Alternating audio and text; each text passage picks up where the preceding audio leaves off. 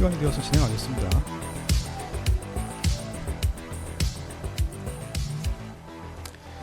재판 진행에 앞서서 법정 질서 유지에 대해서 말씀드리겠습니다. 법원 조직법 61조에 의하면 재판장 명령에 위반하거나 폭언, 소란으로 심리를 방해하거나 재판의 위신을 현저히 훼손한 자는 20일 이내 감치 또는 100만 원 이하의 과태료에 처할 수 있도록 되어 있습니다. 불미스러운 일이 없도록 협조해 주시면 감사하겠습니다.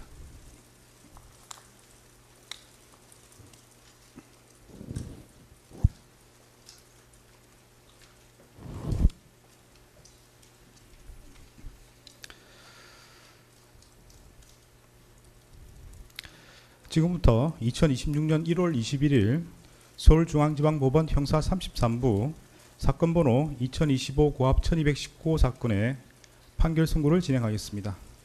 먼저 출석 확인하겠습니다. 네, 피고인 출석하셨습니까? 네. 특검에서 누가 나오셨나요? 네, 특별검사부 장우성, 차장검사 김정국, 검사 조현일, 윤기선, 최영욱 검사 출석했습니다. 네, 변호인께서는 누가 나오셨습니까? 네, 법무법인 유한해광에서 정현택, 손철, 김도엽, 고배민 변호사 출석했습니다. 네, 피고인 네, 자리에서 잠시 일어나시죠. 네, 재판 과정에서 피고인의 주소, 직업, 등록 기준지 등을 확인한 바가 있습니다. 변동사항이 있습니까? 네, 판결 선고 시에는 그 이유 요지를 설명하도록 되어 있습니다. 네, 설명하는 동안 피고인이 서서 그 내용을 듣는 것이 일반적이지만 설명에 시간이 많이 걸리는 경우에는 피고인이 앉아서 그 내용을 듣고 마지막 주문 선고 시에만 서 있게 됩니다. 이 사건의 경우 네, 관련해서 이유 요지 설명에 시간이 많이 걸릴 것으로 보이므로 피고인은 자리에 앉아서 그 내용을 듣고 있다가 마지막 주문 선고 시에 자리에서 일어나시기 바랍니다. 네, 자리에 앉으십시오.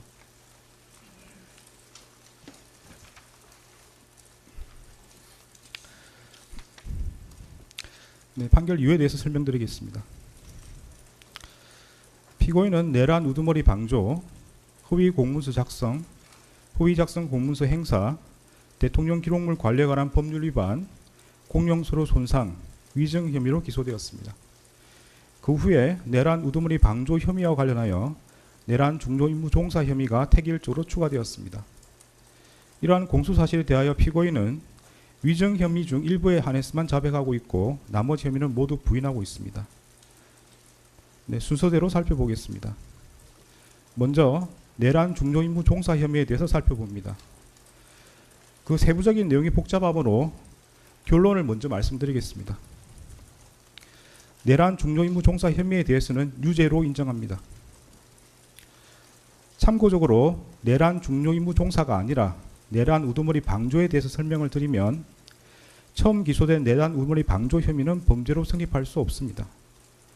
내란죄는 필요적 공범으로서 관여자의 의사 방향이 일치하는 집합범이므로 내부자들 사이에서는 각자 수행한 역할에 따라 우두머리, 지휘자, 중요임무 종사자 등으로 처벌될 뿐 방조범에 관한 형법 총칙 규정이 적용될 여지가 없습니다. 따라서 내부자에 해당하는 피고인에게는 형법 총칙에 규정되어 있는 형법 30조에 따른 방조범이 성립할 여지가 없으므로 내란 우두머리 방조 공소사실은 범죄로 되지 않을 때에 해당하게 됩니다. 내란 우두머리 방조 혐의로 기소되었으나 내란 중요임무 종사 혐의가 택일적 추가적 병합되는 형태로 공소장이 변경되었습니다. 이에 대해서 변호인은 특별검사가 당초 공소 제기한 내란 우두머리 방조 공소사실과 택일적으로 추가할 것을 신청한 내란 중요임무 종사 공소사실은 기본적 사실관계가 동일하지 않고 공소장 변경을 허가할 경우 피고인의 방어권 행사에 실질적인 불이익을 초래할 염려가 있으므로 공소장 변경을 허가한 것은 위법하다고 주장하고 있습니다. 그러나 특별검사가 당초 공소 제기한 내란 우두머리 방조 공소사실과 이 법원이 공소사실의 택일주 추가를 허가한 내란 중요임무 종사 공소사실은 범행의 주체, 시기와 장소, 구체적 행위 태양 등이 모두 동일합니다. 두 공소사실은 그 법률적 평가를 피고인이 윤석열의 내란 우두머리 범행을 용이하게 하여 방조한 것과 윤석열이 국헌을 문란하게 할 목적으로 일으킨 폭동에 있어 중요한 임무에 종사한 것으로 달리하지만 이러한 사정만으로 기본적 사실관계가 동일하지 않다고 할 수 없습니다. 또한 공소사실을 택일적으로 추가하는 경우 방어의 대상이 확대되는 것은 이미 예정되어 있으므로 두 공소사실의 동일성이 인정되는 이상 피고인과 변호인이 주장하는 사정만으로 피고인의 방어권 행사에 실질적인 불이익을 초래할 염려가 있다고 보기 어렵습니다. 따라서 피고인과 변호인의 이 부분 주장은 받아들이지 않습니다. 먼저 12상 비상계엄 선포와 이에 근거하여 포고령을 발령하고 군 병력과 경찰 공무원을 동원하여 국회, 중앙선관위 등을 증거 출입 통제하거나 압수수색한 행위가 내란 행위에 해당하는지 여부를 살펴보겠습니다. 사실관계는 다음과 같습니다.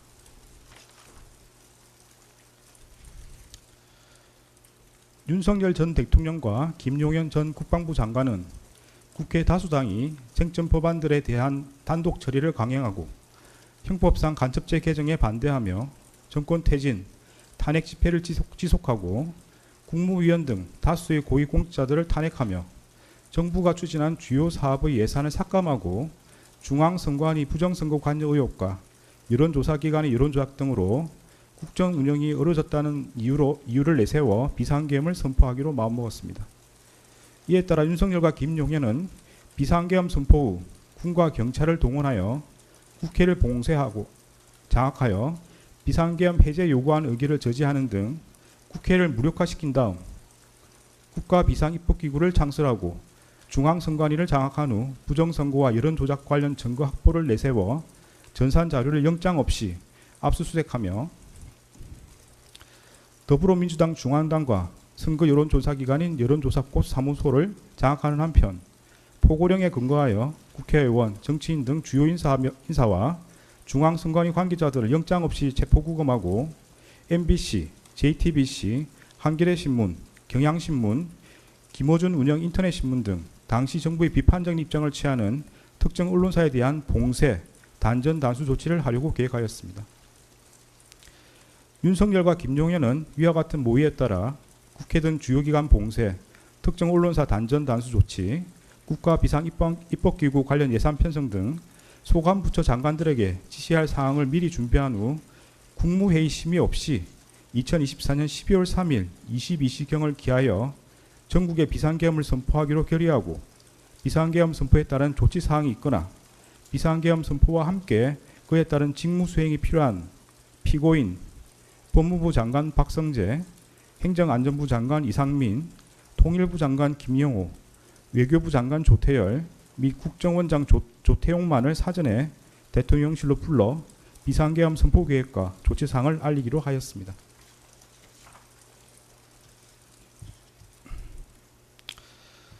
이에 따라 윤석열과 김용현은 2024년 12월 3일 10시 30분경부터 20시 6분경까지 사이에 이들에게 연락하여 대통령실로 오도록 한 다음 이들에게 국회가 탄핵을 계속하고 예산을 삭감하여 국정 운영이 어렵다. 종북 좌파들을 이 상태로 놔두면 나라가 거들나고 경제든 외교든 아무것도 안 된다는 취지로 말하며 피고인에게 대국민 담화문, 계엄사령부 포고령, 비상계엄 관련 지시사항이 담긴 문건을 이상민에게 국회 등 주요 기관에 대한 시간대별 봉쇄 계획과 특정 언론사 단전 단수 조치 지시가 담긴 비상계엄 관련 문건을 조태열에게 제외 공간을 통해 대외 관계를 안정화시켜라는 취지로 기재된 비상계엄 관련 문건을 각각 건네주는 등 비상계엄 선포에 따른 조치사항을 지시하였습니다. 그 과정에서 윤석열은 피고인으로부터 비상계엄 선포를 위해서는 국무회의 심의라는 요건을 갖춰야 한다는 취지의 말을 듣고 국무회의 심의라는 외관 형성을 위하여 필요한 의사정족수 확보를 목적으로 대통령 비서실 제1부속실 실장 선임행정관 강의구와 수행비서 선임행정관 김종환으로 하여금 국무위원 중 일부에게만 연락하게 하였습니다. 윤석열은 국무회의 의사정족수인 11명이 모인 직후인 2024년 12월 3일 22시 16경부터 22시 18분경까지 사이에 대통령 집무실과 연결된 대접견실에서 김용현을 통해 비상계엄 선포문을 그곳에 모인 피고인과 국무위원들에게 배부하고 실질적인 심의 없이 일방적으로 비상계엄을 선포하겠다고 통보한 후 같은 날 22시 23분경 대통령실 1층 브리핑룸으로 가 대국민 담화를 발표하고 22시 27분경 비상계엄을 선포하였습니다. 계엄사령관 육군대장 박안수는 2024년 12월 3일 23시 23분경 윤석열, 김용현의 순차 지시에 따라 1. 국회와 지방의회, 정당의 활동과 정치적 결사, 집회, 시위 등 일체의 정치활동을 금한다. 2. 자유민주주의 체제를 부정하거나 전복을 기도하는 일체 행위를 금하고 가짜뉴스, 여론조작, 허위선동을 금한다. 3. 모든 언론과 출판은 계엄사령부의 통제를 받는다. 4. 사회 혼란을 조장하는 파업, 태업, 집회 행위를 금한다. 5. 전공의를 비롯하여 파업 중이거나 의료 현장을 이탈한 모든 의료인은 48시간 내 본업에 복귀하여 충실히 근무하고 위반 시는 계엄법에 의해 처단한다. 6. 반국가 세력 등 체제 전복 세력을 제외한 선량한 일반 국민들은 일상생활의 불편을 최소화할 수 있도록 조치한다. 이상의 포고령 위반자에 대하여는 계엄법 구조에 의하여 영장 없이 체포구금, 압수수색을 할 수 있고 계엄법 14조에 의하여 처단한다는 내용의 포고령을 발령하였습니다.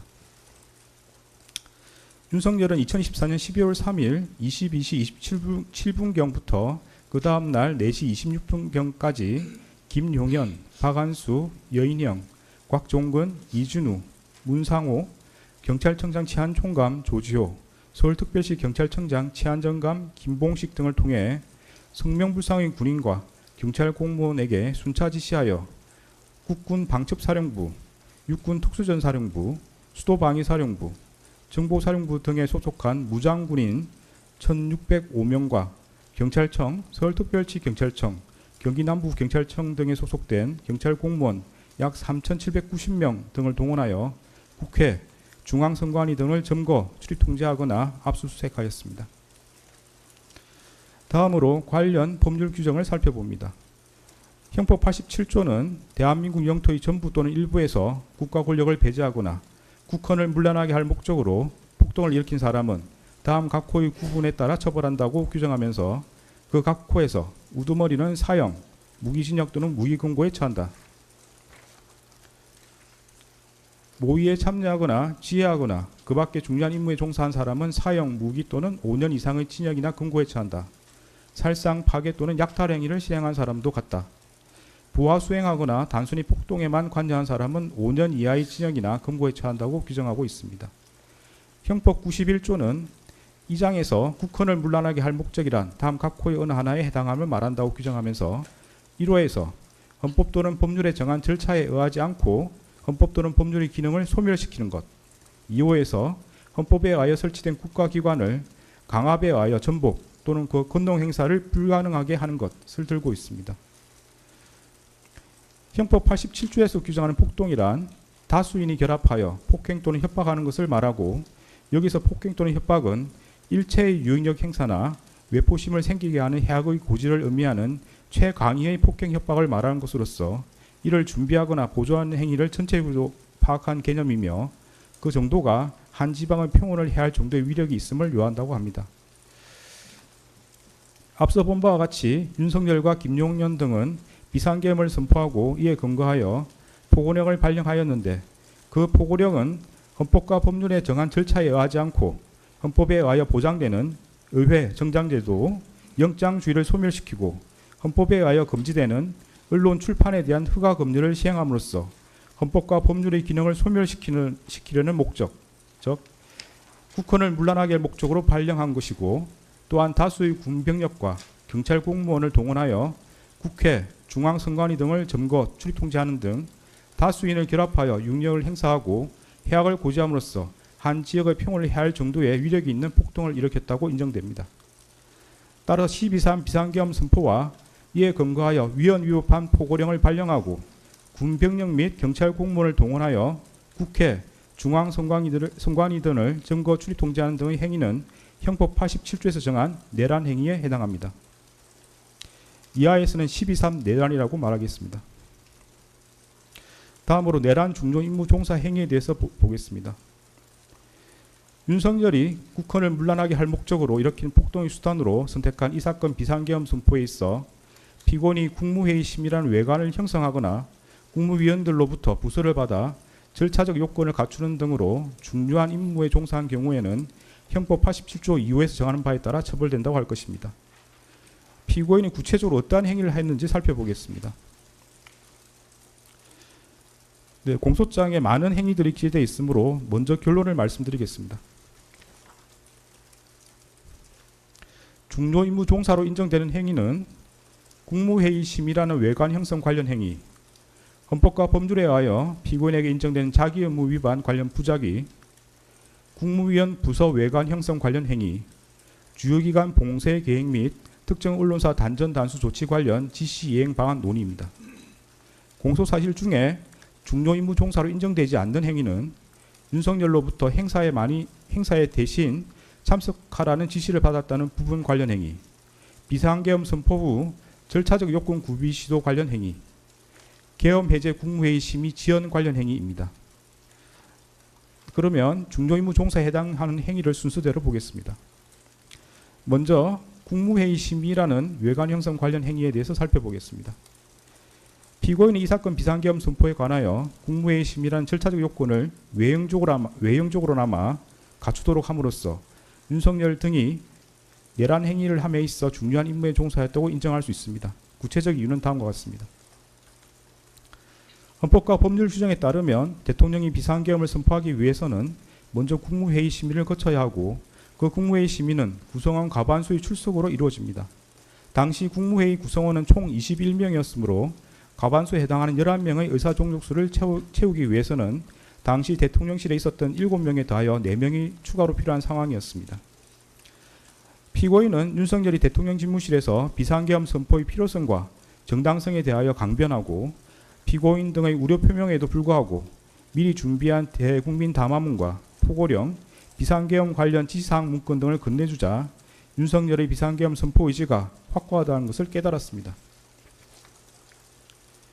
이에 비상계엄 선포를 위해서는 국무회의 심의를 거쳐야 한다는 것을 알고 있었던 피고인은 윤석열에게 국무회의 심의를 건의하였고 윤석열이 국무회의 소집에 유보적인 태도를 보이자 일단 그 의사종족수라도 갖출 것을 제안하여 윤석열이 비상계엄을 선포하기로 계획한 22시 전에 대통령실로 올 수 있다고 예상한 최상목, 송미령, 조규홍, 오영주, 박상우, 안덕근을 추가로 부르기로 결정하였습니다. 윤석열은 이에 따라 이들 국무위원과 평소 대통령 주재 국무회의에 배석하는 대통령 비서실 소속 수석비서관급 이상 직원들을 대통령실로 소집하였습니다. 피고인은 대접진실에서 박성재, 이상민과 논의하여 헌법과 관련 법령을 검토한 결과 비상계엄 선포를 위해서는 국무회의 심의라는 요건을 갖추어야 하고 의결사항이 아닌 심의사항이라는 것을 재차 확인하였습니다. 피고인은 윤석열이 추가로 소집한 국무위원들의 도착 여부와 무관하게 이미 계획하였던 22시에 비상계엄을 선포할 태세를 보이자 재차 국무회의 심의라는 요건을 갖추어야 하니 의사종족수가 채워질 때까지 기다려달라는 취지로 윤석열을 설득하였습니다. 김용현과 이상민은 피고인에게 손가락으로 숫자 4 또는 1을 표시하며 국무회의 의사종족수를 채우기 위해 남은 인원수를 공유하였습니다. 피고인은 농림축산식품부 장관 송미령에게 전화하여 22시 전에 대통령실에 도착할 수 있는지를 확인하였고 송미령이 그 후에 도착한다는 취지로 답하자 빨리 올 것을 수차례 재촉하는 등 국무위원들의 도착 상황을 점검하였습니다. 윤석열은 피고인 등의 헌법 등 법리 검토 결과에 따라 이미 계획한 22시를 넘겨 오영주가 마지막으로 도착함으로써 국무회의 의사종족수가 갖추어진 22시 14분경 이후까지 비상계엄 선포를 연기하였고 의사종족수가 갖추어진 직후 김용현을 통해 국무위원들에게 비상계엄 선포문을 배부한 뒤에 이 사건 비상계엄을 선포하였습니다. 피고인과 변호인은 국무위원들의 뜻을 모아 윤석열의 비상계엄 선포를 만료하기 위하여 국무회의 소집을 건의하였고 비상계엄에 반대하였다고 주장합니다. 그런데 대통령실에 있는 국무회의장에는 원격 영상회의 방식으로 회의를 진행할 수 있는 장치가 갖추어져 있었으므로 피고인이 국무위원들의 뜻을 모아 비상계엄 선포를 만료하고자 하였다면 세종시 등지에 있는 국무위원들까지 모두 참석할 수 있도록 국무회의장에서 원격 영상회의 방식으로 개의할 것을 제안한 것이 합리적입니다. 그러나 피고인이 원격 영상회의 방식의 국무회의를 제안했다고 볼 만한 아무런 자료가 없습니다. 오히려 피고인은 윤석열이 국무회의 의사종족수를 갖출 수 있는 일부 국무위원만을 선별하여 소집하는 데 관여하였고 윤석열이 그중 한 명인 기획재정부 장관 최상목에게 소집 전화를 하는 것을 지켜보았으며 피고인 스스로도 그중 한 명인 송미령에게 전화하였습니다. 특히 피고인은 송미령을 재촉하면서도 대통령실로 소집한 이유를 알려주지 않았는 바 송미령이 비상계엄 선포 관련 국무회의를 한다는 사실을 알게 되면 송미령이 대통령실로 오지 않아 의사종족수가 갖추어지지 않음으로써 윤석열이 이 사건 비상계엄을 선포하지 못하게 될 것을 우려하였다고 보입니다. 피고인은 윤석열에게 비상계엄 선포에 대한 우려를 표명하였을 뿐 명확히 비상계엄 선포에 반대한다고 말하지 않았고 추가로 소집한 국무위원들이 대통령실에 도착하였음에도 그들에게 비상계엄 선포에 관한 의견을 말해보라. 그러나 자신은 비상계엄 선포에 반대한다. 그러나 윤석열에게 반대 의사를 표시하라는 취지로 말하지 않았습니다. 피고인은 윤석열이 비상계엄을 선포하기 위해 이석한 이후에야 최상목에게 자신도 반대하였다는 취지로 강변하였을 뿐 조태열이 대통령 집무실에서 윤석열에게 비상계엄 선포에 관하여 반대 의사를 표시할 때나 최상목 조태열이 대접견실에서 일어나 윤석열에게 반대 의사를 표시할 때에도 별다른 의견을 표명하지 않았고 최상목이 대통령 집무실에 들어와서 설득해 보겠다고 말할 때에도 자신은 휴대전화를 사용할 뿐 별다른 관심을 갖지 않았습니다. 피고인은 국무회의 의사종족수가 채워져 윤석열이 비상계엄을 선포하러 나갈 때에도 윤석열을 만류하지 않았고 오히려 윤석열에게 국무회의 심의를 마쳤다는 취지로 고개를 끄덕였습니다. 피고인은 김용현이 비상계엄 관련 문건이 들어있는 서류봉투를 찾으러 대접경실로 돌아왔을 때에도 김용현을 만류하지 않았고 오히려 김용현에게 그 서류봉투를 건네주었습니다. 그런데 피고인과 국무조정실장 방기선의 진술에 따르면 피고인은 평소 윤석열이 비상계엄 선포 사유로 든 국회의 탄핵소추와 예산삭감, 쟁점법안 단독처리 등이 국정 운영에 어려움을 초래하고 있다는 데 공감해 왔다는 것인 바 이러한 사정까지 고려하면 당시 피고인이 별다른 반대 의사를 표명하지 않았던 것은 윤석열이 주장하는 이 사건 비상계엄 선포의 필요성과 정당성에 동의하여 그 실행을 지지했기 때문이라고 보입니다. 이러한 사정을 고려하면 피고인이 윤석열의 비상계엄 선포 의사가 확고하다는 것을 깨닫고 그 필요성과 정당성에 동의하여 이 사건 비상계엄 선포에 필요한 국무회의 심의라는 절차적 요건을 형식적으로나마 갖추도록 함으로써 윤석열 등의 내란 행위에 있어서 중요한 임무에 종사했다고 봄이 타당합니다. 다음으로 헌법과 법률에 의하여 피고인에게 인정되는 자기 의무 위반 관련 부작위에 대해서 살펴보겠습니다. 피고인은 국무회의 부의장으로서 국무회의 구성원들이 전 정부적 차원에서 비상계엄 선포에 대한 자유로운 발언과 토론을 통하여 의견을 교환하거나 조정할 수 있도록 국무회의를 운영하여야 하고 그 전제로서 모든 국무회의 구성원에게 빠짐없이 소집을 통지하여야 하며 비상계엄 선포 의안 심의에 필요한 검토 의견 등을 분명히 밝혀 제출하도록 하여야 하고 국무회의 간사인 행정안전부 의정관을 참석시켜 국무회의록을 작성할 수 있도록 모든 노력을 기울여야 할 자기 의무가 있습니다. 그러나 피고인은 윤석열이 국헌을 문란하게 할 목적으로 일으킨 폭동의 수단으로서 비상계엄을 선포하려고 한다는 사정을 인식하면서 그에 필요한 국무회의 의사종족수를 갖출 수 있을 만큼의 특정 국무위원을 대통령실로 소집하는 데 관여하였습니다. 이러한 경우 피고인은 소집한 국무위원들에게 소집 사유와 국무회의 의안들을 미리 알려주어 그들이 의사종족수에 포함되지 않는 차관을 대리 출석시키는 등으로 국무회의 심의가 이루어지지 못하게 함으로써 이 사건 비상계엄 선포를 저지하였어야 할 자기 의무를 부담한다고 봄이 타당합니다. 피고인은 이러한 의무를 다하지 않은 채 오히려 송미령에게 전하여 윤석열이 비상계엄을 선포하겠다고 예고한 22시 전에 대통령실에 도착하도록 수차례 재촉하는 등 이들이 이 사건 비상계엄 선포를 위한 국무회의 의사종족수를 갖추는 데 이용되도록 하였습니다.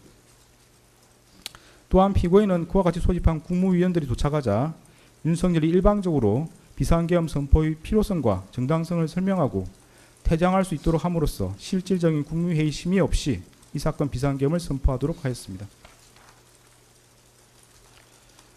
그리고 피고인은 국무총리로서 자신의 지휘 감독을 받는 이상민이 윤석열로부터 특정 언론사 단전 단수 조치 지시를 받아 이를 이행함으로써 윤석열 등의 내란 행위에 가담하고자 한다는 것을 알게 되었을 경우 이를 중지 또는 취소하기 위하여 모든 노력을 기울여야 할 자기 의무가 있습니다.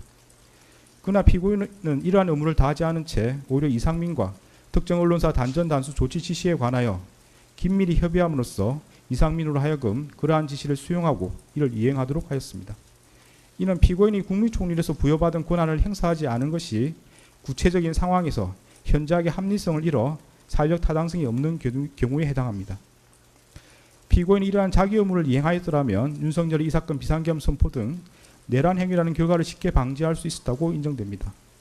이러한 피고인 부작위로 인한 법익 침해는 자기에 의한 법익 침해가 동등한 형법적 가치가 있는 것으로서 이 또한 형법 제87조 2호에서 규정하는 내란 중요 임무 종사 범죄의 실행행위로 평가할 수 있습니다. 다음으로 국무위원 부서 외관 형성 관련 행위에 대해서 살펴봅니다. 피고인이 이 사건 비상계엄 선포에 관하여 국무위원들로부터 부서를 받아 절차적 요건을 갖추도록 시도함으로써 윤석열 등의 내란 행위에 있어 중요한 임무에 종사하였다고 인정할 수 있습니다. 구체적인 이유는 다음과 같습니다. 대한민국 헌법 82조는 대통령이 국법상 행위는 문서로서 하며 그 문서에는 국무총리와 관계 국무위원이 부서한다. 군사에 관한 것도 또한 같다고 규정하고 있습니다. 이러한 헌법 규정에 따르면 비상계엄 선포는 문서의 형식으로 하여야 하고 그 문서에는 국무총리와 관계 국무위원의 부서가 있어야 합니다. 이는 대통령의 권한 행사를 명확하게 하고 책임 소재를 확실하게 하기 위하여 헌법상 요구되는 기관 내부적 권력 통제 절차입니다. 피고인의 수사기관 진술과 국무총리 집무실에서 이루어진 논의 내용을 고려하면 피고인은 과거 비상계엄 선포에 모든 국무위원이 부서였다는 사실을 알고 있었고 이 사건 비상계엄 선포에 관여 국무위원의 부서가 필요하다는 사정 역시 인식하고 있었습니다. 박성재와 이상민이 참석자 서명을 받아야 한다는 취지로 논의한 뒤 강의구에게 국무위원 서명을 받도록 준비해달라고 요청하는 것을 피고인이 지켜보았고 강의구가 대적변실을 나가는 국무위원들에게 서명 작업을 준비하고 있으니 기다려달라고 말하는 것도 지켜보았습니다. 피고인은 최상목 조태열이 서명을 하지 못하겠다는 취지로 말하자 여기 모여서 회의에 참석했다는 의미로 서명할 수 있는 것 아니냐는 취지로 국무위원들에게 서명할 것을 직접 지시하였습니다.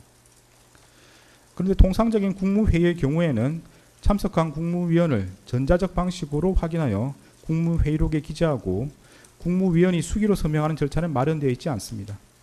결국 박성재와 이상민의 논의에 따라 피고인 국무위원들에게 지시한 서명은 국무회의 참석 여부를 확인하는 의미의 서명이 아니라 대통령의 국법상 행위인 비상계엄 선포에 관하여 절차상 요구되는 국무회의 부서를 의미합니다. 피고인은 최상목, 조태열 등 일부 국무위원의 반대로 결국 비상계엄 선포에 관한 국무회의 부서가 이루어지지 않자 비상계엄 해제 국무회의를 마친 직후 국무위원들에게 국무회의 심의를 거쳐 비상계엄을 해제했지만 앞서 있었던 비상계엄 선포 국무회의 심의의 하자로 해제가 되지 않을 수 있다는 취지의 논리를 내세우며 국무위원들을 설득하여 다시금 부서를 받으려고 시도하였습니다. 이러한 사정을 고려하면 피고인이 앞서 이 사건 비상계엄 선포에 관하여 국무회의 심의라는 절차 요건을 외형적으로나마 갖춘 것과 같은 취지에서 국무위원들로부터 비상계엄 선포의 절차적 요건에 해당하는 부서를 받고자 시도함으로써 윤석열 등의 내란 행위에 있어 중요한 임무에 종사하였다고 봄이 타당합니다. 다음으로 주요기관 봉쇄 계획 및 특정 언론사 단전 단수 조치 관련 지시 이행 방안 논의와 관련해서 살펴봅니다. 피고인 이상민과 특정 언론사 단전 단수 조치 관련 지시 이행 방안 등을 논의하고 이를 이행하도록 함으로써 윤석열 등의 내란 행위에 있어 중요한 임무에 종사하였다고 인정할 수 있습니다. 구체적인 이유는 다음과 같습니다. 대한민국 헌법 21조는 모든 국민은 언론 출판의 자유와 집회 결사의 자유를 가진다. 언론 출판에 대한 허가와 금열, 집회 결사에 대한 허가는 인정되지 아니한다고 정하고 있습니다. 여기서 말하는 금열은 그 명칭이나 형식과 관계없이 실질적으로 행정권이 주체가 되어 사상이나 의견 등이 발표되기 이전에 예방적 조치로서 그 내용을 심사 선별하여 발표를 사전에 억제하는, 즉 허가받지 않은 것의 발표를 금지하는 제도를 뜻하고, 이러한 사전 검열은 법률로서도 불가능한 것으로서 절대적으로 금지됩니다. 언론 출판에 대하여 사전 검열이 허용될 경우에는 국민의 활동의 독창성과 창의성을 침해하여 정신생활에 미치는 위험이 클 뿐만 아니라 행정기관이 집권자에게 불리한 내용의 표현을 사전에 억제함으로써 이른바 관제의 의견이나 지배자에게 무해한 여론만이 허용되는 결과를 초래할 염려가 있기 때문에 헌법이 절대적으로 금지하고 있는 것입니다. 이상민이 윤석열의 지시에 따라 소방청장 허석곤에게 전달한 특정 언론사 단전 단수 조치는 경찰이 2024년 12월 3일 24시경 특정 언론사를 진입 봉쇄하면 소방이 단전 단수 조치를 하라는 취지의 내용입니다. 그런데 특정 언론사를 물리적으로 봉쇄하면 봉쇄하여서 단전 단수 조치를 하면 그 업무 수행이 사실상 불가능해진다는 것은 분명합니다.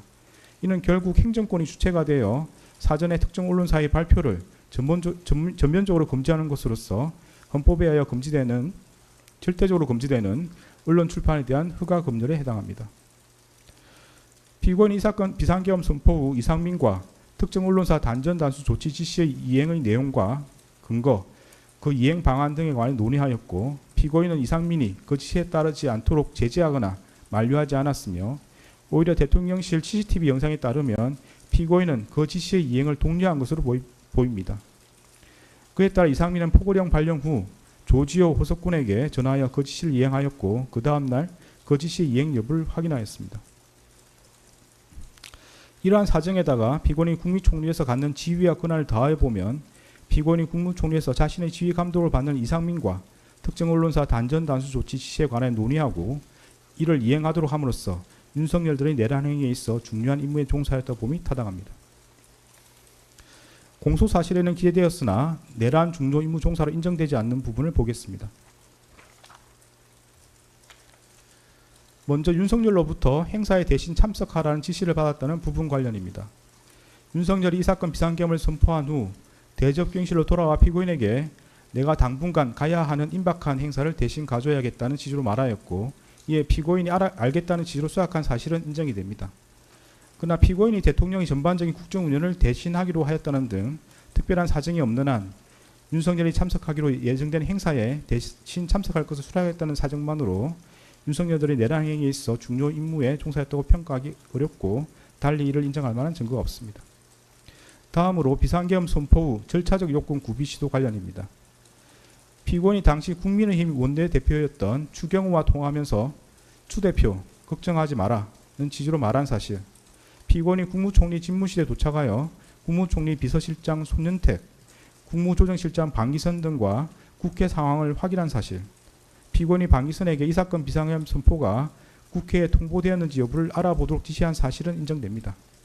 그러나 피고인이 추경호와 통화하면서 그러한 말을 하였다는 사정만으로 추경호를 통해 국회 상황을 확인하였다고 보기 어렵습니다. 설령 피고인이 추경호를 통해 국회 상황을 확인하거나 방기선 등 국무조정실 소속 직원을 통해 비상계엄 선포의 국회 통보 여부를 점검하였다고 하더라도 그러한 사정만으로 피고인이 윤석열 등의 내란 행위에 있어 중요한 임무에 종사했다고 평가하기 어렵고, 달리 이를 인정할 증거가 없습니다. 다음으로 계엄 해제 국무회의 심의 지연 관련입니다. 특별검사가 제출한 증거만으로는 피고인이 계엄 해제 국무회의 심의를 지연하여 중요한 임무에 종사했다거나 피고인에게 그러한 고의가 있었다고 평가하기 어렵습니다. 구체적인 이유는 다음과 같습니다. 헌법과 법령 규정에 따르면 대통령은 국회가 계엄 해제를 요구한 경우 국무회의 심의를 거쳐 지체 없이 계엄을 해제해야 하고, 대통령이 그 국무회의를 소집하고 주재하며 대통령이 사고로 직무를 수행할 수 없는 경우에 국무총리가 그 직무를 대행한다고 되어 있습니다. 그런데 윤석열은 국회에서 비상계엄 해제 요구안이 의결된 직후인 2024년 12월 4일 1시 8분경 합동참모본부 전투통제실로 항하였다가 1시 51분경 대통령 집무실로 돌아왔을 뿐, 당시 윤석열이 사고로 인하여 대통령으로서 직무를 수행할 수 없는 경우에 해당한다고 보기 어렵고, 달리 이를 인정할 자료가 없습니다. 따라서 피고인이 윤석열의 직무를 대행하여 국무회의를 소집하고 주재할 수 있었다고 보기 어렵습니다. 설령 피고인이 윤석열의 직무를 대행하여 국무회의를 소집하고 주재할 수 있었던 상황이라고 하더라도 다음과 같은 사정을 고려하면 피고인이 비상계엄 해제를 위한 국무회의 심의를 지연하였다거나 피고인의 그러한 고의가 있었다고 평가하기 어렵습니다. 국회법 98조 1항은 국회에서 의결된 의안은 의장이 정부에 이송한다라고 규정하고 있으므로 국회에서 비상계엄 해제 요구안이 의결된 경우 국회의장이 정부에 이를 이송하여야 합니다. 피고인은 국회의장 우원식이 2024년 12월 4일 2시 1분경 대통령실과 국방부에 비상계엄 해제 요구 통지를 송부했다는 취지로 발표한 직후 대통령 비서실장 전진석으로부터 국무위원들을 소집해달라는 취지의 전화를 받았고 그로부터 몇 분 지나지 않아 방기선을 통해 국무위원들을 대통령실로 소집하였습니다. 피고인은 같은 날 2시 28분경 대통령실에 도착해 윤석열에게 비상계엄 해제를 위한 국무회의 개의를 건의하였고 윤석열의 승낙을 받아 국무회의를 주재할 권한을 위임받았습니다. 순차로 대통령실에 도착하였고 4시경까지도 국무회의 의사종족수가 부족하여 국무위원들을 더 기다려야 하는 상황이었습니다. 피고인은 비상계엄 해제를 위한 국무회의 의사종족수가 채워지기를 기다리는 동안 방기선을 통해 비상계엄 해제 의안을 만들고 의안 번호를 확인하는 등 국무회의를 개의하기 위한 절차를 밟았고 의사 종족수가 채워지자 지체 없이 국무회의를 주재하여 비상계엄 해제안을 심의하였습니다. 이러한 사정을 고려하면 피고인이 국회에서 비상계엄 해제 요구안이 의결된 후 약 1시간가량 국회의장의 의안 이송을 기다려 방기선으로부터 국무위원들에게 국무회의 소집을 통보하게 한 것을 두고 비상계엄 해제를 위한 국무회의 심의를 지연시켰다고 평가하기 어렵습니다. 이처럼 공소사실에는 기재되어 있으나 내란 중조임무 종사로 인정되지 않는 부분은 이와 일제관계 있는 범죄 사실을 앞서 본 바와 같이 내란 중조임무 종사죄 유죄로 인정하므로 따로 주문해서 무죄로 선고하지 않습니다. 더 나아가 피고인에게 국헌을 문란하게 할 목적과 내란 중조임무 종사의 고의가 있는지 여부에 대해서 살펴보겠습니다.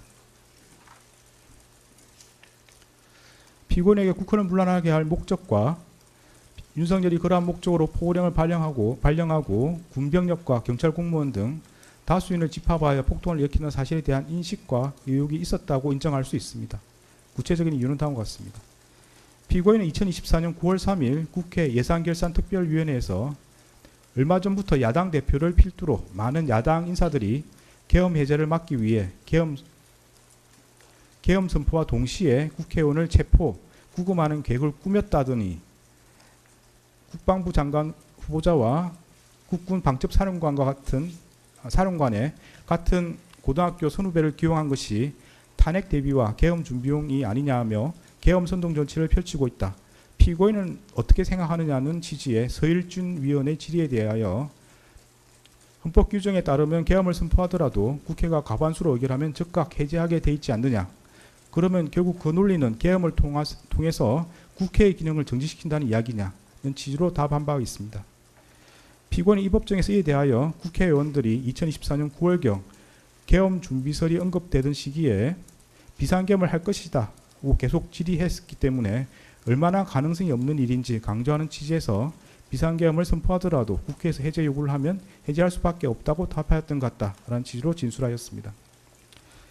피고인이 국회에서 한 답변과 이 법정에서의 진술에 따르면 피고인은 이 사건 비상계엄 선포 이전부터 정치권에서 윤석열이 비상계엄 선포 후 국회의원을 체포 구금하여 국회의 비상계엄 해제 요구를 저지하려는 것 아니냐는 의혹이 제기되고 있었고, 이에 비추어 윤석열이 비상계엄을 선포하는 경우 군병력을 동원함으로써 결국 국회의 권능 행사를 정지시키는 것으로 연결될 수 있음을 충분히 예상할 수 있었습니다.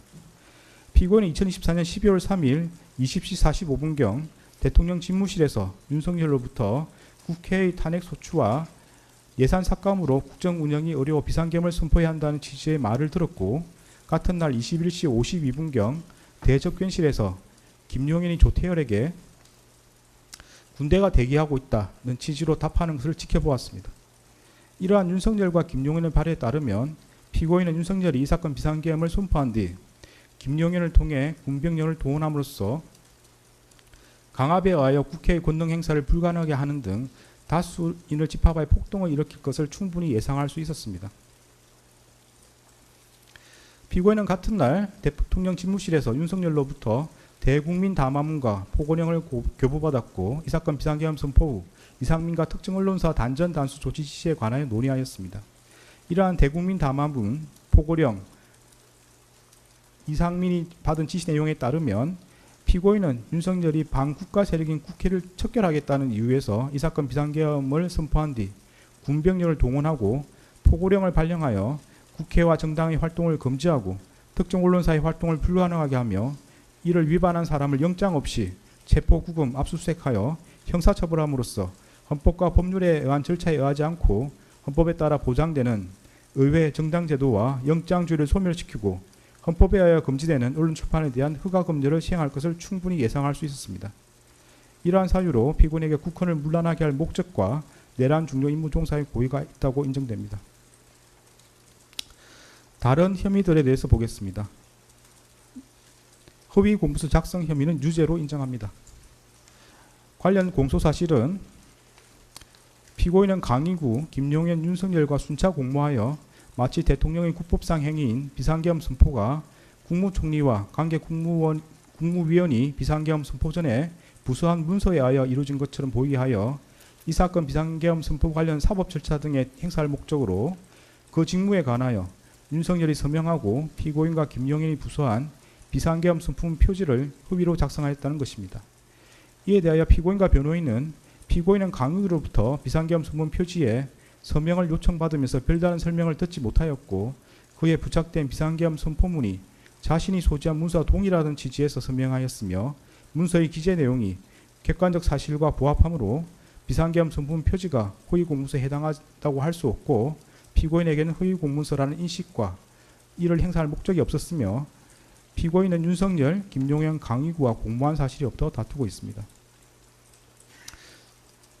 살피건대 여기서 허위란 표시된 내용과 진실이 부합하지 않아 그 문서에 대한 공공의 신용을 위태롭게 하는 경우를 말합니다. 허위 공문서 작성죄는 허위 공문서를 작성함에 있어 그 내용이 허위라는 사실을 인식하면 성립하는 범죄입니다. 비상계엄 선포문 표지는 2024년 12월 3일자로 성립한 문서로서 대통령이 헌법 규정에 따라 국무총리와 관계 국무위원이 부서한 문서로서 이 사건 비상계엄을 선포했다는 사실관계 및 그로서 헌법상 요구되는 기관 내부적 권력 통제 절차가 작동하였음을 증명하는 기능을 갖습니다. 그러나 사실 비상계엄 선포문 표지는 2024년 12월 3일 이후에 피고인 김용현, 윤석열이 순차 서명함으로써 문서로서 성립하였고 윤석열은 피고인과 김용현이 부수한 문서로 이 사건 비상계엄을 선포하지 않았습니다. 이는 결국 표시된 내용과 진실이 부합하지 않아 문서에 대한 공공의 신용을 위태롭게 하는 경우에 해당하므로 허위에 해당한다고 볼 수 있습니다. 피고인의 진술에 따르더라도 피고인은 강의구로부터 비상계엄 선포문 표지를 받아 자신의 서명란 외에 대통령과 국방부 장관의 서명란이 있는 것을 보았고 작성일이 2024년 12월 3일로 소급되어 기재해 있는 것을 알고 있었습니다. 강의구는 피고인으로부터 피고인에게 부서라는 요건을 갖춰야 한다. 윤석열의 서명을 받아야 하고 피고인과 김용현의 서명도 필요하다는 취지로 설명하며 서명을 요구하였고 피고인은 작성일을 소급한 문서를 작성하는 것에 대해 이의를 제기하지 않았습니다. 그 후에 피고인은 강의구에게 나중에 작성된 게 알려지면 괜한 논란이 될 수 있겠다. 문서가 없더라도 국무회의 실체는 있지 않느냐고 말하며 폐기를 요구하였습니다. 이러한 사정을 고려하면 피고인은 강의구가 헌법에 따른 문서주의와 국무총리 및 관계 국무위원의 부설한 절차 요건을 갖추어 이 사건 비상계엄을 선포되었음을 증명하려는 허위의 문서를 작성하기 위해 비상계엄 선포문 표지에 서명을 요구한다는 것을 알고 있었고 자신이 국무총리 서명란에 서명한 후 윤석열과 김용현이 각각 그들의 직위에 해당하는 서명란에 서명하리라는 것 또한 충분히 예상할 수 있었습니다.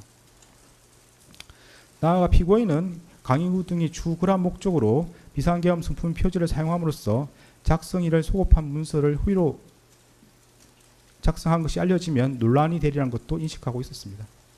결국 피고인은 윤석열, 김용현, 강의구와 순차적 암묵적으로 공모하여 각각 자신의 직위에 해당하는 서명란에 서명함으로써 공동하여 허위 공문서를 작성하였고 피고인에게 허위 공문서라는 인식과 이를 행사할 목적이 있었다고 봄이 타당합니다.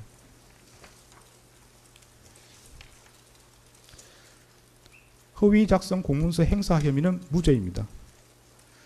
관련 공소 사실은 피고인은 윤석열, 강희구, 김용현과 공모하여 허위로 작성한 공문서인 윤석열이 서명하고 피고인과 김용현이 부서한 비상계엄 선품 표지를 건물 옆 대통령 비서실 부속실에 보관하는 방법으로 행사하였다는 것입니다. 그런데 문서의 행사란 위조된 문서를 진정한 문서인 것처럼 그 문서의 효용 방법에 따라 이를 사용하는 것을 말합니다. 강희구는 피고인 김용현, 윤석열로부터 차례로 서명을 받은 비상계엄 선포문 표지를 관련 절차에 따라 문서관리대장에 철하는 등으로 비치한 것이 아니라 자신의 사무실 서랍에 보관한 것으로 보입니다. 특별검사가 제출한 증거만으로는 강희구가 비상계엄 선포문 표지를 그 효용 방법에 따라 사용했다고 보기 어렵고 달리 이를 인정할 증거가 없습니다. 이 부분 공소 사실은 범죄 사실의 증명이 없는 때에 해당하므로 형사소송법 325조 후단에 따라 무죄를 선고합니다. 대통령 기록물 관리에 관한 법률 위반, 공용서류 손상 혐의는 유죄로 인정이 됩니다. 관련 공소 사실은 피고인은 2024년 12월 8일 강희구에게 전하여 사후에 문서를 만들었다는 것이 알려지면 또 다른 논쟁을 낳을 수 있으니 내가 서명한 것을 없었던 것으로 하자는 취지로 말하면서 허위로 작성된 윤석열이 서명하고 피고인과 김용현이 부수한 비상계엄 선품 표지를 폐기해 줄 것을 요청하였고, 윤석열은 2024년 12월 10일 서울 용산구 소재 대통령 관저에서 강희구로부터 위와 같은 피고인의 말을 보고받고 강희구에게 총리의 뜻이 그렇다면 그렇게 하라는 취지로 말하여 그 문서를 폐기할 것을 승인하였으며, 이에 강희구는 그 무렵 위와 같은 피고인의 요청과 윤석열의 승인을 받아 대통령 비서실 부속실에 보관하고 있던 그 문서를 세 단계에 넣어 파쇄하는 방법으로 폐기함으로써 피고인은 강희구, 윤석열과 순차 공모하여 무단으로 대통령 기록물인 비상계엄 선품 표지를 손상함과 동시에 공무소인 대통령실에서 사용하는 수료인 같은 문서를 손상하였다는 겁니다. 이에 대하여 피고인과 변호인은 피고인은 자신이 서명한 비상계엄 선품 표지에 추후 윤석열이 서명할 것임을 알지 못하였고 이를 예상할 수도 없었으며, 피고인은 그 문서가 추후 김용현과 윤석열의 서명을 거쳐 완성된다는 것도 알지 못하였고, 피고인은 강희구에게 자신이 서명한 부분 폐기를 요청하였을 뿐 문서 전체를 파쇄를 요구하지 않았으므로 피고인에게 그 문서가 대통령 기록물 또는 공용 서류하거나 이를 폐기 또는 손상한다는 고의가 없었다고 다투고 있습니다. 먼저 비상계엄 선품 표지는 대통령 기록물 및 공용 서류에 해당한다고 인정됩니다. 구체적인 이유는 다음과 같습니다. 대통령이 비상계엄을 선포하려는 경우 문서로서 하여야 하고 그 문서에는 국무총리와 관계 국무위원인 국방부 장관이 부서하여야 합니다. 비상계엄 선품 표지는 대통령의 직무수행인 비상계엄 선포와 관련한 기록물에 해당하고 국무총리와 관계 국무위원이 부서하고 대통령이 서명함으로써 대통령의 국법상 행위에 대한 문서주의 원칙을 실현하는 기능을 합니다. 이러한 사정을 고려하면 비상계엄 선품 표지에 피고인과 김용현이 부서하고 윤석열이 서명하는 것은 결재권자의 결재에 해당하므로 이로써 공문서로 성립하고 그에 따라 대통령 기록물로 생산되었다고 할 수 있습니다. 이와 같이 비상계엄 선품 표지가 공문서로 성립되어 대통령 기록물로 생산되었고 대통령실에서 사용할 목적으로 보관되어 있었던 이상 정식 절차를 밟아 접수 편철되었는지 등과 관계없이 공무소에서 사용하는 서류에 해당한다고 봄이 타당합니다. 다음으로 피고인에게 비상계엄 선품 표지가 대통령 기록물 및 공용 서류에 해당한다는 사실과 이를 손상한다는 인식이 있었다고 인정됩니다. 구체적인 내용은 다음과 같습니다. 피고인은 자신이 국무총리 서명란에 서명한 후 윤석열과 김용현이 각각 그들 지위에 해당하는 서명란에 서명함으로써 비상계엄 선품 표지가 대통령 기록물이자 공용 서류로 성립하리라는 사정을 충분히 예상할 수 있었습니다. 피고인은 강희구 등이 추후 비상계엄 선품 표지를 사용하리라는 것을 인식하면서 그로 인해 발생한 논란을 우려하여 그 문서 폐기를 요구하기도 하였습니다. 피고인은 자신이 서명한 부분을 특정하지 않은 채 비상계엄 선품 표지의 폐기를 요구하였고, 달리 피고인이 강희구에게 대통령 기록물법 등 관련 법령에 따른 절차를 거쳐 폐기할 것을 요구하였다고 볼 자료도 없습니다. 위정 혐의는 모두 유죄로 인정됩니다. 위정 공소 사실에 대하여 피고인과 변호인은 2024년 12월 3일 대통령실에서 특별한 문건을 받은 사실이 없고 김용현이 이상민에게 문건을 건네주는 것을 보지 못했으며 헌법재판소에서 기억하는 바에 따라 지출하였으므로 위정이 아니라고 다투고 있습니다. 먼저 피고인이 헌법재판소에서 대통령실에서 특별한 문건을 받은 사실이 없다는 취지로 증언한 것은 기억에 반한 진술이라고 인정이 됩니다. 구체적인 이유는 다음과 같습니다. 피고인은 2024년 12월 3일 대통령 집무실에서 대국민 담화문, 포고령과 비상계엄 관련 지시사항 문건을 교부받았고 그중 비상계엄 관련 지시사항 문건은 상위 안주머니에 나머지는 하위 뒷주머니에 넣고 대접견실을 떠났습니다. 피고인은 그 다음날 대접견실로 돌아올 때에는 하위 뒷주머니에 문건을 소지하고 있지 않았습니다. 이러한 사정을 고려하면 피고인이 대통령실에서 나와 국무총리 집무실에 들렀을 때 그러한 문건을 꺼내놓았던 것으로 보입니다. 피고인의 진술에 따르더라도 피고인은 국무총리 집무실에 문건을 꺼내놓고 며칠 뒤에 조태열이 받은 재해공간 관련 지시사항 문건 등을 살펴보았음에도 특별한 내용이 아니어서 폐기하였다는 것입니다. 여기에 국무총리 비서실 공보실장 김수혜의 진술을 더하여 보면 피고인은 하위 뒷주머니와 상위 안주머니에 가져간 문건을 단순히 국무총리 집무실에서 문서 세줄기에 넣어 폐기한 것이 아니라 외부로 가지고 나와 별도의 방법으로 폐기하거나 또는 아직 보관하고 있는 것으로 보입니다. 이처럼 피고인은 국무총리 집무실에 들러 자신이 받은 문건을 꺼내놓고 며칠 뒤에 문건을 살펴보아 특별한 내용인지 여부를 판단한 다음 외부로 가지고 나와 그 폐기 또는 보관 여부를 결정하였습니다. 피고인은 그로부터 약 3개월이 지나 헌법재판소에서 대통령실에서 특별한 문건을 받은 사실이 없다는 취지로 증언하였습니다. 피고인과 변호인은 피고인은 비상계엄이란 급박한 상황에서 많은 자료들을 보며 다수의 사람들과 대화하였기에 당시 상황을 하나하나 모두 기억하기 어려웠고 일부 기억은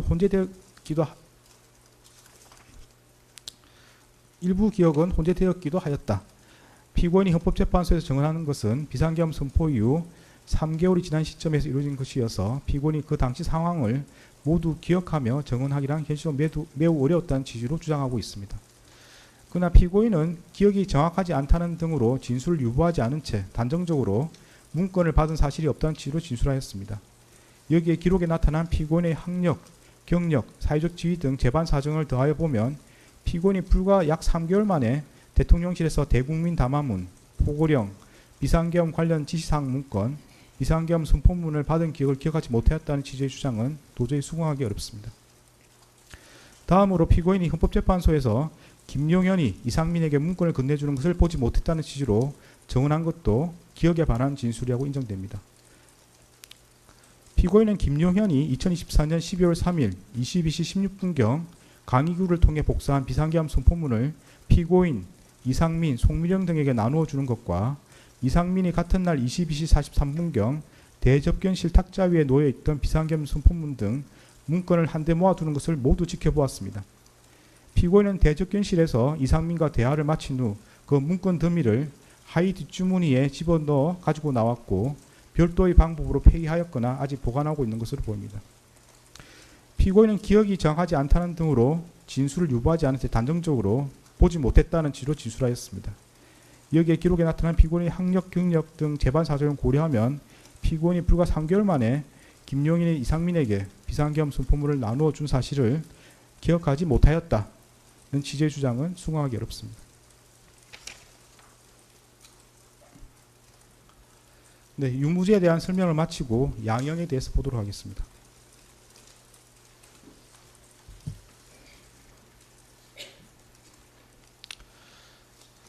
대법원 양형 기준과 관련하여 내란 중요임무 종사죄와 대통령 기록물 관리에 관한 법률 위반죄에 대하여는 양형 기준이 설정되어 있지 않고 양형 기준이 설정된 범죄와 그렇지 않은 범죄 사이의 경합범에 관하여는 그 하한만을 양형 기준이 설정된 범죄의 양형 기준상 형량 범위 하한에 따르도록 되어 있습니다. 따라서 양형 기준은 이 사건 양형에 중요한 영향이 없습니다. 양형 사유를 구체적으로 살펴보겠습니다. 피고인은 1970년 6월경 공무원으로 임용된 이래 약 50년 동안 외교통상부 통상교섭본부장, 국무조정실장, 경제부총리 겸 재정경제부 장관, 국무총리 등으로 재직하면서 다수의 훈장과 포장을 받았습니다. 피고인이 윤석열 등의 내란 행위에 관하여 사전에 모의하거나 실행행위를 지휘하는 등 보다 적극적으로 가담하였다고 볼 자료는 없습니다. 피고인은 국회에서 비상계엄 해제 요구안이 의결되자 이 사건 비상계엄을 해제하기 위한 국무회의를 소집 주재하였고 그에 따라 비상계엄이 약 6시간 만에 해제되었습니다. 피고인은 현재 만 79세의 고령임에도 벌금형을 포함하여 아무런 형사처벌을 받은 전력이 없습니다. 피고인은 최근에 이르러 경도 인지장애와 우울증을 진단받아 그에 따른 치료가 필요하고 피고인의 배우자는 독립적인 고동이 어려워 피고인의 돌봄과 간호가 필요하다는 내용의 관련 자료가 재판부에 제출된 바는 있습니다. 그러나 이러한 사정이 있더라도 다음과 같은 점을 고려하면 피고인에게 엄한 처벌을 하는 것이 타당하다고 보입니다. 윤석열이 2024년 12월 3일 비상계엄을 선포하고 이에 근거하여 헌법에 따라 보장되는 의회, 정당 제도 등을 부인하는 내용의 위헌위법한 포고령을 발령하며 군 병력과 경찰 공무원을 동원하여 국회 중앙선관위 등을 점거, 출입 통제하거나 압수수색한 행위는 앞서 본 바와 같이 형법 87조에서 정하는 내란 행위에 해당합니다. 이러한 12.3 내란은 국민이 선출한 권력자인 윤석열 전 대통령과 그 추정 세력에 의한 것으로서 성격상 위로부터의 내란에 해당하는데 이러한 형태의 내란은 이른바 친위 구테타라고도 불립니다. 세계사적으로 살펴보면 이러한 친위 구테타는 많은 경우 성공하여 권력자는 독재자가 되었고 국민의 생명과 재산과 같은 기본권은 본질적으로 침해되었으며 국가의 경제와 외교는 심각한 타격을 받았고 독재자의 권력이 약해지는 시기가 되면 내전과 같은 전쟁이나 정치투쟁으로 국가와 사회 전반이 회복하기 어려운 혼란에 빠지는 사례를 많이 볼 수 있습니다. 12.3 내란은 이러한 위로부터의 내란에 해당되는 점에서 그 위험성의 정도가 아래로부터의 내란과 비교할 수 없습니다. 왜냐하면 무엇보다도 국민이 선출한 권력자가 헌법과 법률을 경시하고 이를 위반하는 내란 행위를 함으로써 국민이 가진 민주주의와 법치주의에 대한 신전 자체를 뿌리채 흔들기 때문입니다. 현재 우리 주위에는 민주적 기본 질서에 대한 중대한 침해가 있거나 이를 파괴하려는 시도가 있고 이미 유효한 구제수단이 남아있지 않는 그러한 극단적인 상황에서나 논의되는 저항권을 평상시에 아무렇지도 않게 주장하는 사람들, 헌법과 법률에 정한 바 없어 위헌위법한 주장에 불과한 계몽적 계엄, 잠정적 계엄, 경고성 계엄을 당연하듯 주장하는 사람들, 지난 2025년 1월 19일 발생한 서울 서부지방법원 폭동사건과 같이 자신의 정치적인 입장을 위해서는 헌법과 법률을 쉽사리 위반할 수 있고 그 과정에서 다른 사람이 피해를 줄 수 있는 상황이 당연하다고 생각하는 사람들, 민주주의의 근본이 되는 선거제도를 정당한 근거 없이 부정하는 사람들이 있습니다. 12.3 내란은 이와 같이 잘못된 주장이나 생각을 양산하거나 그 상태를 더욱 심각하게 만들었습니다. 이러한 점에서 아래로부터의 내란에 해당하는 기존 내란 사건에 관한 대법원 판결들은 위로부터의 내란에 가담한 피고인에 대한 형을 정함에 있어 기준으로 삼을 수 없습니다. 그리고 기존 내란 사건이 발생하였던 시기와 12.3 내란이 발생한 시기에 대한민국의 국제적인 위상은 비교할 수 없을 정도로 차이가 납니다. 현재 대한민국은 세계적으로 선진국으로 인정받고 있고 이에 따라 국제무역과 국제정치 등에 있어서 그 위상도 기존과 비교할 수 없습니다. 이러한 대한민국에서 친위 구테타가 발생했다는 사실로 인하여 생긴 경제적, 정치적 충격은 기존 내란 행위와는 비교할 수 없을 정도에 이른다고 보입니다. 이러한 점에서도 기존 내란 사건에 관한 대법원 판결들은 피고인에 대한 형을 정함에 있어 기준이 될 수 없습니다.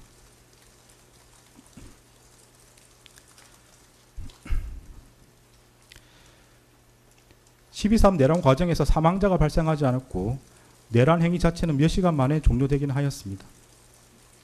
그러나 이는 무엇보다도 무장한 계엄군의 맨몸으로 맞서 국회를 지킨 국민의 용기에 의한 것입니다.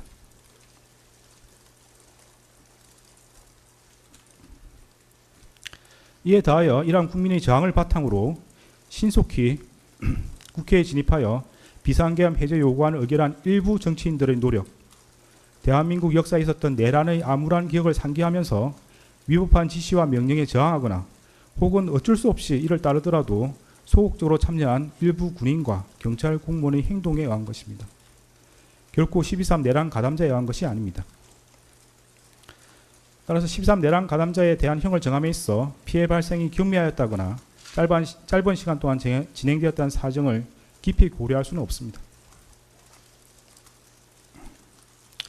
일단 국헌을 물랑하게 할 목적의 폭동이 발생하면 이로 인하여 막대한 인명과 재산상 피해, 사회적 혼란이 초래될 것은 분명하고, 혹시라도 내란이 성공하여 국민적 합의로 성립한 현재의 헌법 질서가 폭력에 의하여 무너지게 되면 이를 원래대로 회복하는 것은 대단히 어려운 일이 될 것입니다.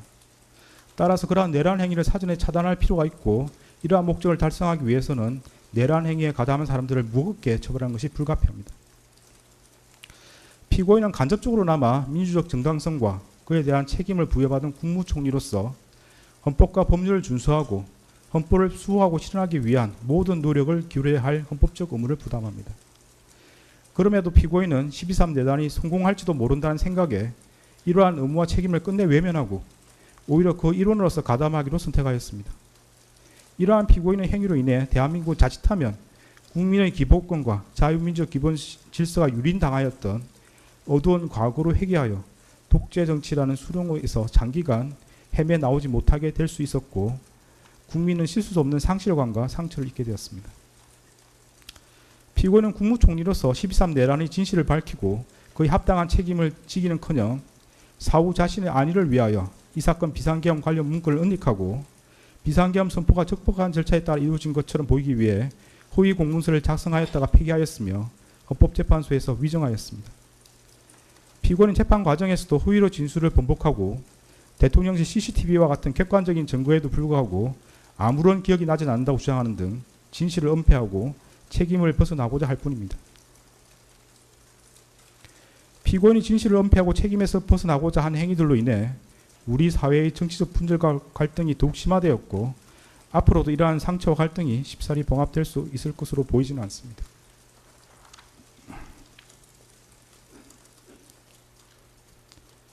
피고인은 제2회 공판기일에서 12.3 내란에 관하여 여러 가지 법적인 검토가 필요하여 공개적으로 제지하지 못했다는 취지로만 진술하였다가 이 법원의 요구에 따라 내란 중요임무 종사 공소사실이 택일조로 추가되고 대통령실 CCTV 영상 재생 및 증인신문 등 증거조사를 거쳐 자신의 범죄 사실이 탄로나 형사처벌의 기로에 서자 마지못해 최후 진술에 이르렀어야 국민이 겪은 고통과 혼란에 대해 가슴 깊이 죄송스럽게 생각한다는 취지로 진술하였지만 그 사과의 진정성을 인정하기 어렵습니다.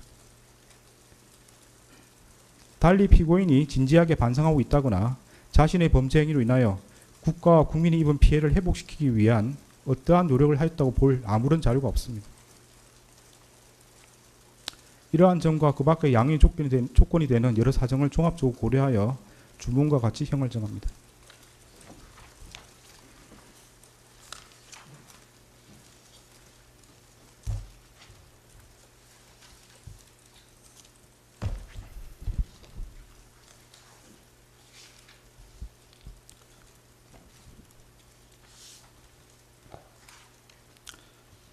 주문. 피고인을 징역 23년에 처한다. 이 사건 공소 사실 중 허위 작성 공문서 행사의 점은 무죄.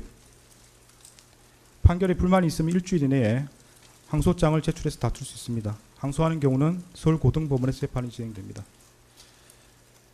무죄 부분이 있습니다. 관련해서 안대문을 제공하고 주문의 무죄로 표시된 부분에 대해서는 관보나 신문 등에 이를 기재할 수 있습니다. 그런 절차를 원합니까? 피고인한테 묻습니다. 무죄 부분을 신문이나 관보 등에 게시하기를 원합니까? 특별히 그럴 계획 없습니다.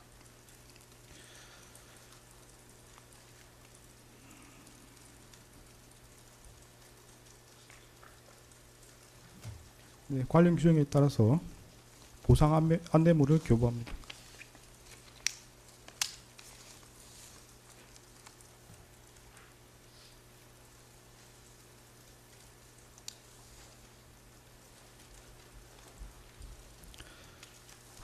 네, 다음은 법정 구속 여부를 판단하기 위해서 신문 절차를 진행하겠습니다. 네, 이 부분은 의무 중개 대상이 아닌 것으로 보이고 피고인의 사생활 보호 등을 고려해서 중개하지 않겠습니다. 그래서 중계는 여기서 중단하도록 하겠습니다.